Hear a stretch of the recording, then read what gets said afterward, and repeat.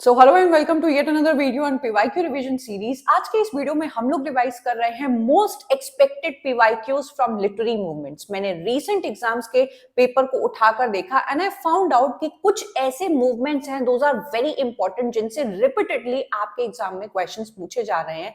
So we can not take the risk of leaving those questions. आज के इस video के अंदर आपको उन सभी मूवमेंट्स के क्वेश्चंस देखने को मिल जाएंगे जो एग्जाम से पहले आपको करना बहुत जरूरी है। आपको उनको बिल्कुल भी छोड़ना नहीं है। आज के इस वीडियो में हम लोग उनके क्वेश्चंस को लगाएंगे एंड आप जज कर पाएंगे कि वो मूवमेंट्स आपने पढ़े हैं या नहीं, एंड अगर पढ़े हैं तो उनसे आप रिलेटेड क्वेश्चंस लगा पा रहे हैं नहीं। उसके अलावा आपको मेरी one liner series and PYQ revision series already जो चल रही हैं, कई सारी प्लेलिस्ट एंड वीडियोस के थ्रू मैं आपके एग्जाम से पहले आपका रिवीजन करा रही हूं। सो मेक श्योर कि आपने इन सभी वीडियोस को यूट्यूब पर देखा है, इस पूरी प्लेलिस्ट को आपने वीडियो बाय वीडियो कंज्यूम किया हुआ है, बिकॉज ये आपका बहुत अच्छा रिवीजन कराएगा आपके एग्जाम से पहले। अगर आपको मुझसे पढ़ना इजी एंड बहुत ही रिलेटेबल लगता है, बहुत ही आसानी से आप कठिन कॉन्सेप्ट्स को समझ जाते हो मेरे वीडियोस को देख के, तो do check out my paid courses as well, because यहाँ पे भी मेरा पढ़ाने का पैटर्न ऐसा ही रहता है, बट और डिटेल्ड मैनर में थ्रू लेक्चर्स आपको एक एक राइटर को विद क्वेश्चंस एक्सप्लेनेशन मैं इन कोर्सेज में पढ़ाती हूँ। इनके फ्री डेमो लेक्चर्स भी अवेलेबल है, आप खुद से जज करके अपने आप को सेटिस्फाई करके इन कोर्सेज का पार्ट बन सकते हैं। Do not forget to complement your studies with the practice of the questions। आपको हमारी पीवाईक्यू टेस्ट सीरीज में both year wise and section wise questions लगाने के ऑप्शंस मिल जाते हैं, जो आपको अपनी ही तैयारी को बेटर जज करने का ऑप्शन देता है। You must be a part of my WhatsApp and Telegram group, because यहाँ पे आपको बहुत सारी free services, free links and तुरंत जो नोटिफिकेशंस आती हैं वो यहाँ पर मिल जाती हैं, जिसकी वजह से आपकी जिम्मेदारी अब हमारी हो जाती है ना, आपको इधर उधर भटकना नहीं पड़ता है कि आपका एडमिट कार्ड आ गया या नहीं, कोई ऑफिशियल आपकी नोटिस आई है तो क्या हुआ है। एंड पेपर 1 एंड पेपर 2 की डेली बेसिस पे यहाँ पे बच्चों को फ्री पीवाईक्यू टेस्ट सीरीज मिल रही है, which I am sure nobody wants to leave, because ये एक बहुत अच्छा ऑप्शन होता है आपकी अच्छी प्रिपरेशन करने का। अब चलिए हम लोग देखते हैं most expected PYQs from literary movements and अपने आप को जज करते हैं कि हमारी तैयारी कैसी चल रही है। जून 2024 में you have been asked this match the following question, जहां पर आपको दिखाई देते हैं 4 ड्रामेटिस्ट एंड उनके थ्रू कॉइन की गई जो टेक्निक्स है या फिर जिस भी लिटरेरी फॉर्म से वो लोग एसोसिएटेड हैं वो आपको ढूंढने हैं और बताने हैं। Your correct answer is point number 3, but let me explain this to you. Martin Esslin जो कि फेमस है आपके थिएटर ऑफ एब्सर्ड के टर्म को कॉइन करने के लिए, and he has talked at length in his critical essay of theatre of absurd about various theatre of absurd से associated writers like Samuel Beckett, Harold Pinter, Eugene Ionesco, Jean Paul Sartre, इन सभी के बारे में इन्होंने बात की है। Also he has point out the term absurdism and told about this particular term या फिर इस कॉन्सेप्ट के अंदर जो futility of action and meaninglessness आती है उसके बारे में मार्टिन एस्लिन ने बात की है। थिएटर ऑफ एब्सर्ड एक ऐसा मूवमेंट है जो आपको गलती से भी छोड़कर नहीं जाना है, because you are always going to see questions from theatre of absurd. Next है हमारे बर्टोल्ड ब्रेख्ट जो कि फेमस है एपिक थिएटर से अपने एसोसिएशन के लिए। ये एक German play right, poet and writer रहे हैं जिन्होंने एस्ट्रेंजमेंट इफेक्ट के बारे में बात की है, a kind of non traditional method जो कि फोर्थ वॉल जो होती है ऑडियंसेस के सामने उसको ब्रेक कर देता है, एंड एक ऐसा फॉर्म ऑफ थिएटर होता है जहां पर ये डायरेक्टली बात करने लगते हैं अपनी ऑडियंस से और उनके अंदर की बातों को झकझोर के बाहर निकालते हैं, which is very different from the traditional method जो आपके थिएटर में चलता था। एंटोनिन आर्टरॉड बहुत ही ज्यादा फेमस है थिएटर ऑफ क्रुएल्टी के लिए, जो कि अपने थिएटर में ऐसे फिजिकल एंड इमोशनल चीजों को इस्तेमाल करते हैं जो कि बहुत ही ज्यादा हार्श होती हैं या इम्पैक्ट पड़ता है उनका अपनी ऑडियंस के ऊपर। And lastly we have August Strindberg जो कि ड्रीम प्ले के बारे में बात करते हैं, एक ऐसे टाइप का आपको सरियल टाइप का थिएटर दिखाते हैं जो कि ड्रीम लाइक नैरेटिव स्ट्रक्चर को दिखाता है, which is again very different from your traditional narrative technique. तो ये चारों ही जितने आपने आज टर्म्स पढ़े और उसके जो मूवमेंट्स जाने उनको जरूर से आप डिटेल में भी पढ़े और इनके जो ड्रामेटिस्ट हैं उनको आप जरूर से कनेक्ट करके समझें। December 2021 में you have been asked a multiple selection question from the movement theater of absurd, which happens to be the most important literary movement जिनसे आपके एग्जाम में कई बार रिपीटेड क्वेश्चंस पूछे गए हैं।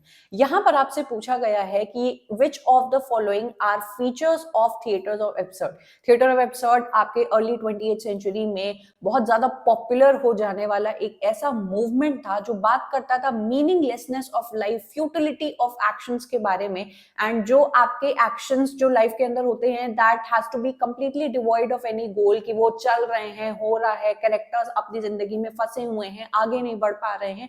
ये एक ऐसा मूवमेंट था जो बहुत ज्यादा फेमस हुआ था, और इसके अंदर आने वाले एक एक राइटर को और उनके वर्क्स को भी आपको पढ़ना चाहिए, क्योंकि उनके वर्क्स को भी निकालकर आपसे क्वेश्चंस पूछे जाते हैं। यहां पर आपका जो आंसर हो जाएगा इस presentation of futile actions devoid of any गोल। आपको थिएटर ऑफ एब्सर्ड के प्लेस के अंदर ऐसा देखने को मिलेगा कि जो एक्शंस होते हैं उसके अंदर उनका कोई गोल ही नहीं होता, कोई तुक ही नहीं बनता उनके एक्शंस का कि भाई ये लोग ऐसा क्यों कर रहे हैं। आप कभी भी उसका रीजन नहीं ढूंढ पाओगे, क्योंकि ये शो करता है futility and meaninglessness of your action. Then portrayal of situation that point to the meaningfulness of life. ध्यान दीजिएगा, इसकी गलती मत आप कर बैठ जाइएगा कि मीनिंगलेसनेस के बारे में बात की है तो आप मीनिंगफुलनेस को थोड़ा इग्नोर कर दे। मीनिंगफुलनेस आपको कंफ्यूज करने के लिए दिया हुआ है, तो ये ऑप्शन आपका नहीं बैठेगा। Lacking in conflicts and dramatic tension, जैसे हम लोग कोई भी मूवी देखने जाते हैं या किसी ड्रामा को आप पकड़ लीजिए, एकता कपूर के सीरियल पकड़ लीजिए, उसमें आपको टेंशन देखने को मिलेगी। आप परेशान हो जाएंगे कि अगला क्या होने वाला है, मुझे पता लगे। लेकिन अगर आप थिएटर ऑफ एब्सर्ड के प्लेस को देखेंगे तो आपको लगेगा कि भाई ये क्या चल रहा है, कोई ड्रामेटिक टेंशन ही नहीं होगी, कोई भी ऐसा बड़ा इवेंट नहीं होगा। तो यहाँ पे आपको जो ड्रामा है बहुत ही कूल एंड बहुत ही मीनिंगलेस वे में आगे बढ़ता हुआ दिखाई देगा। एंड इसी वजह से आप देखेंगे कि इसके अंदर जो प्लेयर्स या कैरेक्टर्स होते हैं वो हमेशा एक स्टेसिस और ड्रिफ्ट में रहते हैं। उनका कोई डेफिनेटिव रोल नहीं होता है कि मतलब वो नहीं भी होंगे तो भी एक दो कैरेक्टर को निकाल दो तो भी वो कहानी आपकी आगे बढ़ेगी।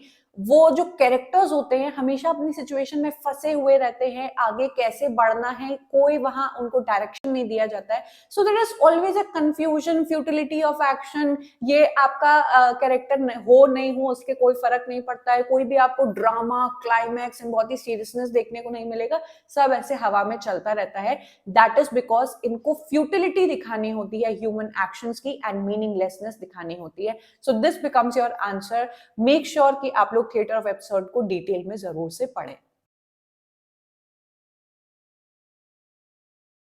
जून 2013 में you have been asked a very important question from the literary movement of theatre of absurd. क्योंकि ये मूवमेंट बहुत ज्यादा इंपॉर्टेंट है तो आपको इस क्वेश्चन को, भले ही पुराना है 2013 में आया है, लेकिन अच्छे से समझ लेना है बिकॉज ऐसे क्वेश्चंस आपके एग्जाम में अभी भी आ सकते हैं।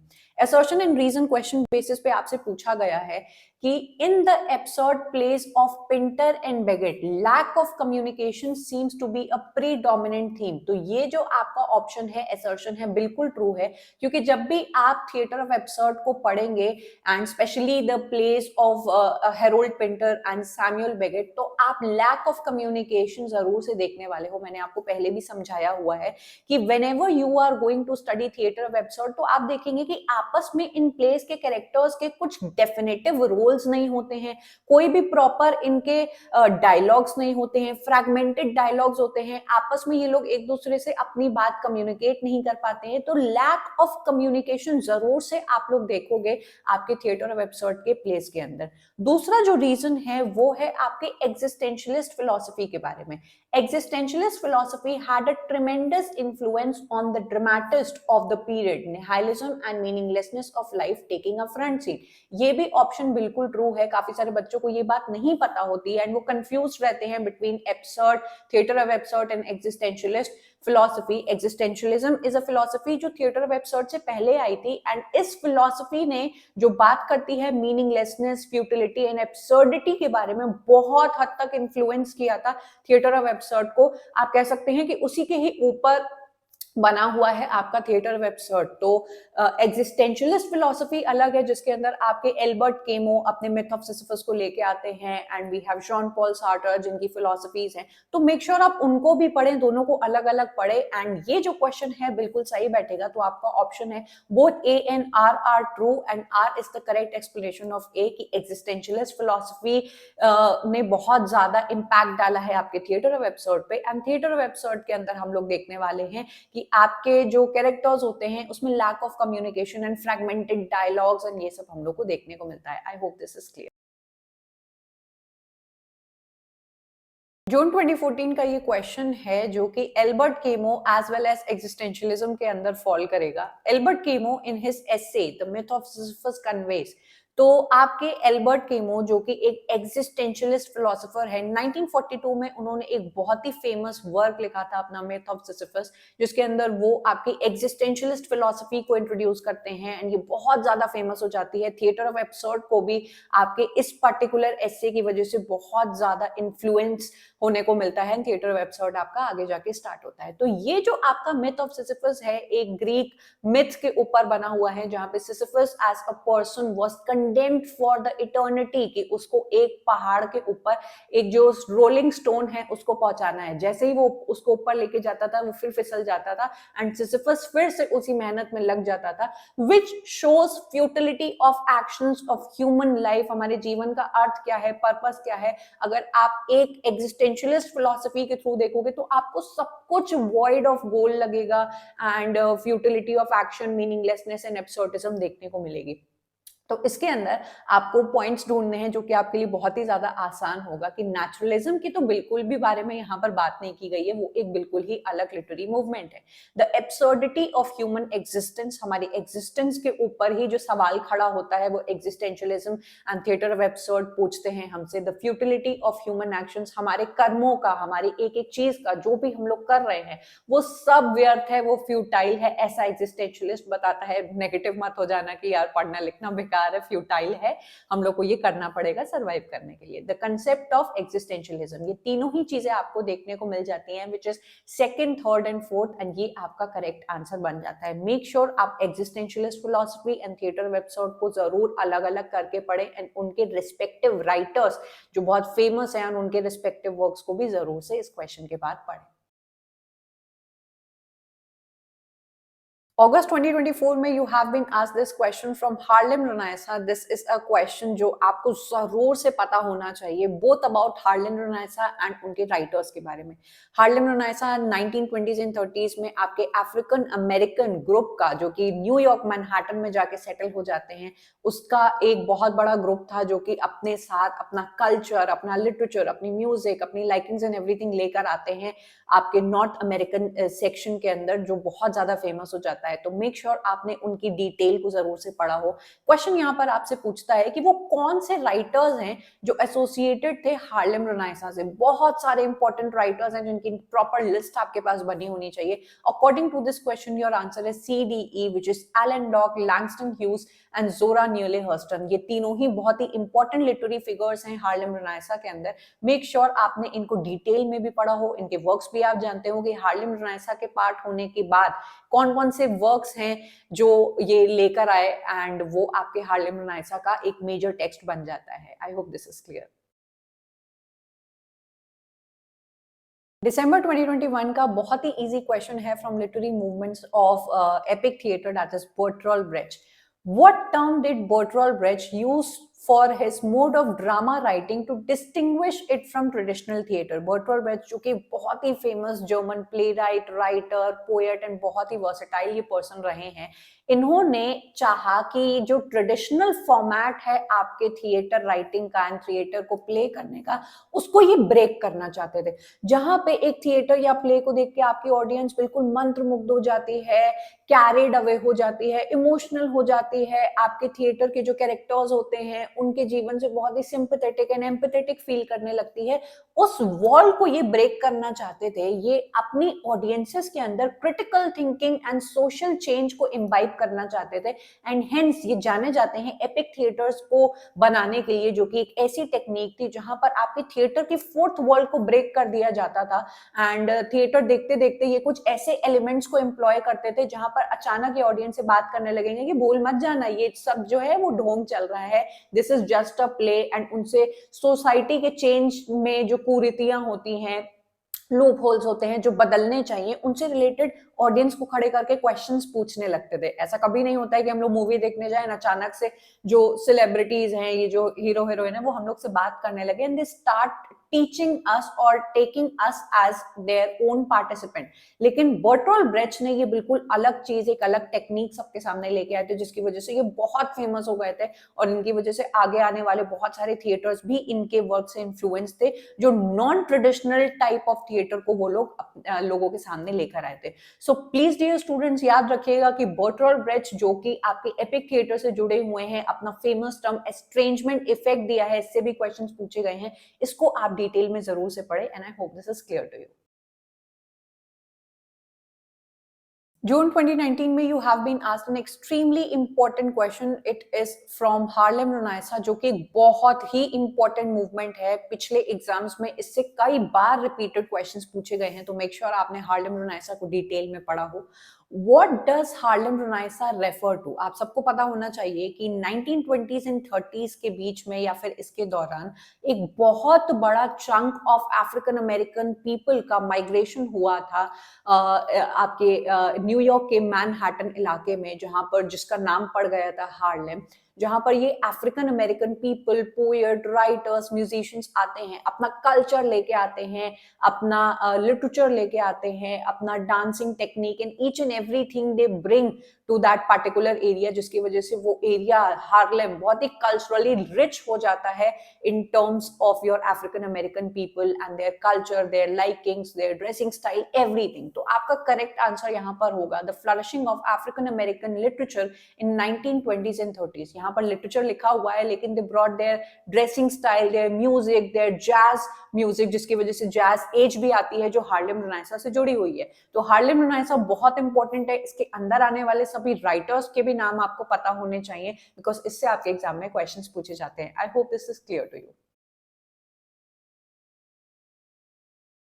अगस्त 2024 में you have been asked an extremely important question. And ऐसे टाइप के क्वेश्चंस आप लिटरेरी मूवमेंट्स में जरूर से देखने वाले हो, जहां पर किसी भी मूवमेंट को उठाकर वो आपसे पूछ लेंगे कि इसके अंदर आने वाले राइटर्स को आइडेंटिफाई करिए एंड ऑड वन आउट को बाहर निकाल दीजिए। So who among the following did not belong to angry young man movement generation of British playwrights and novelist? आप सभी को ये बात पता होगी कि एंग्री यंग मैन मूवमेंट एक बहुत ही इंपॉर्टेंट मूवमेंट था, जो कि 1950s एंड 1960s के ब्रिटिश प्लेराइट्स एंड नॉवेलिस्ट का एक ग्रुप था। These people were not at all happy with the post-war policies of their government, जिस तरीके से इन्होंने क्लास सिस्टम बना दिया था एंड ऑलवेज फेवरिंग द अमीर पीपल, अरिस्टोक्रेटिक पीपल, पॉलिसीज भी ऐसी डेवलप करना जो अमीरों के ज्यादा फायदेमंद हो एंड जो आपकी ऑडियंस है, सॉरी जो आपकी आम जनता है, कॉमन पीपल है, उनके लिए ना ही बेटरमेंट पॉलिसीज निकालना, उनसे टैक्स के नाम पे बस पैसा चूसते रहना एंड उनको कोई भी बेटर अपॉर्चुनिटीज एंड पॉसिबिलिटीज नहीं देना कि वो अपना स्टेटस चेंज कर पाए। So angry young man movement was a kind of disillusionment group, जो कि गुस्सा थे अपनी गवर्नमेंट से एंड वो बिल्कुल भी इनकी पॉलिसीज को पसंद नहीं करते थे। हमेशा हाथ पैर मारते रहते थे कि कोई ऐसी अपॉर्चुनिटी इनके हाथ में लग जाए जिनसे ये upward mobility into the another upward section of the class में ये चेंज कर पाए, पर इनके हाथ में कुछ ऐसा लगता ही नहीं था, बिकॉज गवर्नमेंट ने ऐसी कोई फैसिलिटीज या चीजें प्रोवाइड नहीं की गई थी। तो ऐसे टाइप के कैरेक्टर्स का एक जब ग्रुप बन गया, ब्रिटिश प्लेराइट्स एंड नॉवेलिस्ट ऐसे टाइप के राइटर्स, ऐसे टाइप के कैरेक्टर्स को अपने वर्क में डालने लगे, तो उनका नाम बना एंग्री यंग मैन मूवमेंट, जो कि एक बहुत ही अमेजिंग मूवमेंट है। डिटेल में पढ़ना और इनके अंदर आने वाले सभी राइटर्स के भी नाम आपको पता होने चाहिए। तो Amis Kingsley, John Osborne, Colin Wilson, ये तीनों ही एंग्री यंग मैन मूवमेंट का पार्ट है। JB Priestley is not the part of angry young man movement. Make sure आप एंग्री यंग मैन मूवमेंट की और डिटेल्स, कैरेक्टरिस्टिक्स इन सभी writers के वर्क्स की लिस्ट भी प्रॉपरली प्रिपेयर करें। I hope this question is clear to you. March 2023 में पूछा गया है आपसे अगेन एक ऐसा क्वेश्चन जो लिटरेरी मूवमेंट में आप हमेशा देखने वाले हो। Choose from the following options the correct combination of playwrights who contributed to the movement of kitchen sink drama. Literary movement से ऐसे क्वेश्चन जरूर आते हैं जहां पर एक मूवमेंट उठा के आपसे उनके राइटर्स को आइडेंटिफाई करने को बोलेंगे। तो your correct answer is John Osborne, Arnold Wesker, Shelagh Delaney and John Arden, जो कि आपके kitchen sink drama literary movement का एक बहुत बड़ा पार्ट है। इन्होंने बहुत सारे वर्क्स डेडिकेट किए हैं। हमारे John Osborne is a very very important person both in your angry young man movement and kitchen sink drama. अक्सर बच्चों को इन दोनों मूवमेंट्स को सिग्रीगेट करने में और डिस्टिंक्शन करने में प्रॉब्लम होती है, तो मेक श्योर आप इन दोनों को अलग अलग पढ़ें। मैंने इसको पढ़ा के रखा है। दोनों ही अलग मूवमेंट है लेकिन कुछ राइटर्स ओवरलैप करते हैं, तो मेक श्योर आपने both angry young man movement and kitchen sink drama को अलग अलग पढ़ा है एंड उन राइटर्स की एक अलग लिस्ट बनाई है। I hope this is clear to you. सितंबर 2024 में पूछा गया है आपसे an extremely important question from an extremely important literary movement which is war poetry. ये मूवमेंट बहुत इंपॉर्टेंट है। इसके अंदर आने वाले सभी राइटर्स और सबसे ज्यादा इंपॉर्टेंट है उनके वर्क्स जिनसे आपसे क्वेश्चंस पूछे जाते हैं। मेक श्योर आपने वॉर पोएट्री को पढ़ा हो। वॉर पोएट्री एक ऐसी पोएट्री है जो बात करती है, as you can see from the name, war के बारे में। वर्ल्ड वॉर 1 होने के दौरान और उसके बाद जो आपके मेजर राइटर्स आते हैं वो वॉर के बारे में बताते हैं, एक्चुअल अपने जो उनके साथ एक्सपीरियंसेस हुए थे। बिकॉज तब एक ऐसा दौर आया था where every person was sent to the war कि आपको हमारे देश के लिए लड़ना है। तो जो वॉर की रियलिटी होती है, बाहर से तो देखने में उसको बहुत ग्लोरीफाई किया जाता है, पेट्रियोटिज्म की भावना को उससे जोड़ा जाता है, विच इज करेक्ट। लेकिन आप अगर एज अ सोल्जर वॉर के अंदर जाते हो एंड उन ट्रेंचेस में उन गोलियों की आवाज अपने बिलवेड फ्रेंड्स को अपनी आंखों के सामने जब मरते हुए देखते हो ओवर नथिंग, तब आपकी जो हालत होती है वो आपके इन राइटर्स ने अपनी वॉर पोएट्री में ब्यूटीफुली लिखी है। And anti war slogans and anti war poetry ये लोग लिख कर गए हैं, व्यथा बता कर गए हैं, विच इज एक्सट्रीमली इंपॉर्टेंट कि आपने इंपॉर्टेंट पोएट्रीज को, एंथम फॉर डूम्ड यूथ हो गई आपकी, द सोल्जर हो गई, देन डल्स एट डेकोरम हो गई, इन सभी को आपने डिटेल में पढ़ा हो। क्वेश्चन पूछा है कि कौन इसमें से वॉर पोएट नहीं है, तो Rupert Brooke, Siegfried Sassoon, Wilfred Owen बहुत ज्यादा इंपॉर्टेंट है। इनको डिटेल में पढ़ के जाइएगा। इनकी जो पोएट्रीज है, एग्जैक्ट लाइंस भी आपसे पूछ ली जाती है एज वॉर पोएट्री, उनको आप पढ़ेगा। जॉन मैक्सफील्ड इनसे जुड़े हुए नहीं है। War poetry is extremely important. Make sure जो और भी राइटर्स इसके अंदर आते हैं आपने उन सभी को पढ़ रखा हो। And I hope this question is clear to you. June 2024 में पूछा गया है आपसे अगेन एक बहुत ही इंपॉर्टेंट लिटरेरी मूवमेंट से क्वेश्चन एंड उनके राइटर्स आइडेंटिफाई करने हैं आपको, जो कि है who among the following were associated with pre Raphaelite brotherhood. 1848 में एस्टैब्लिश होने वाला आपका ये brotherhood, a group of 7 writers and painters जो आपके लंदन बेस्ड हैं। जो रेफेल एक बहुत ही फेमस पेंटर थे, उनकी पेंटिंग स्टाइल से पहले मिडीवल जो पेंटिंग स्टाइल चलती थी उसको इमिटेट करते थे एंड रियलिटी को दिखाना ये लोग ज्यादा प्रेफर करते थे rather than showing idealistic beauty. ये लोग रियल ब्यूटी को दिखाना प्रेफर करते थे। इनकी जो पेंटिंग्स एंड वर्क्स थे काफी कंट्रोवर्सी में भी आ गए थे, बिकॉज कहा गया था कि इनकी जो पेंटिंग्स वगैरह हैं वो बहुत ज्यादा शारीरिक एरोटिसिज्म को दिखाने की कोशिश करती है। फीमेल बॉडी को ये लोग बहुत ही ब्यूटीफुली पोर्ट्रे किया करते थे। जो भी उसकी बॉडी में कमियां खामियां and what ever the condition is, उसको ये लोग विविड कलर्स के थ्रू दिखाते थे।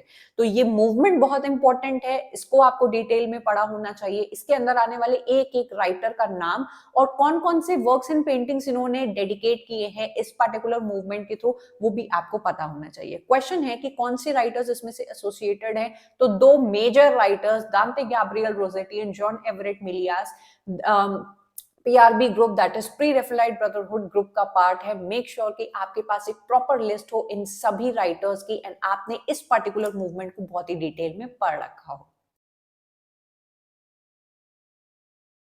जनवरी 2017 में पूछा गया है आपसे एक रिपीटेड क्वेश्चन जो कई बार आपके एग्जाम में रिपीट हुआ है, तो मेक श्योर आप इसको वंस एंड फॉर ऑल यहाँ पे अच्छे से समझ ले। दांते Gabriel Rossetti founded pre Raphaelite brotherhood which included 1848 में स्टैब्लिश होने वाला आपके 7 राइटर्स एंड पेंटर्स का ये एक ग्रुप था, जो कि एक ऑल मेल ग्रुप कहलाया जाता था, जो रफेल नाम के पेंटर से पहले अपनी पेंटिंग स्टाइल को लिखा करते थे एंड पेंट किया करते थे, उनका ये एक प्रॉपर ग्रुप है। तो यहाँ पर आपसे क्वेश्चन पूछा गया है कि प्री रेफेलाइट ब्रदरहुड ग्रुप के अंदर कौन कौन से मेंबर्स आ जाते हैं, तो आपका आंसर है point number second, which is your Holman Hunt and your John Millais. बाकी जो है वो इस पर्टिकुलर ग्रुप का पार्ट नहीं है। Let me give you a proper detail कि आपके पास एक प्रॉपर नाम होने चाहिए। Your pre Raphaelite brotherhood, it's so important कि आपको ये जितने भी नाम यहाँ पर दिखाई दे रहे हैं, मेक श्योर कि आप लोग उसका स्क्रीनशॉट ले लो और इसको अपने नोट्स में जरूर से पढ़ लेना एंड लर्न कर लेना कि